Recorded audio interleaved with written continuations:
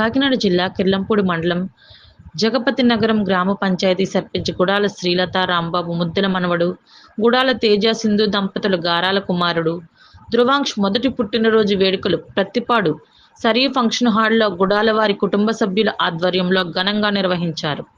సర్పంచ్ గుడాల శ్రీలత రాంబాబుకి వివాదరహితులుగా పేరు ప్రఖ్యాతులు ఉండడంతో చిన్నారి ధ్రువాంక్షని పలువురు రాజకీయ ప్రముఖులు పార్టీలకు అతీతంగా విచ్చేసి ఆశీర్వదించారు. జిల్లా టీడీపీ పార్టీ అధ్యక్షులు జ్యోతుల నవీన్ కుమార్ చేతుల మీదుగా కేక్ కట్ చేయించి ధ్రువాంక్షకి పలువురు జన్మదిన శుభాకాంక్షలు తెలియజేశారు.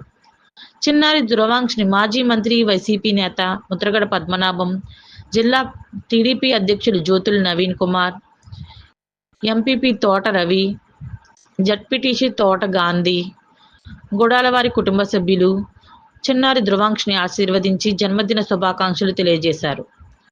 ఈ సందర్భంగా విచ్చేసిన అతిథులకు సర్పంచ్ గుడాల శ్రీలత రాంబాబు పసందైన విందును ఏర్పాటు చేశారు.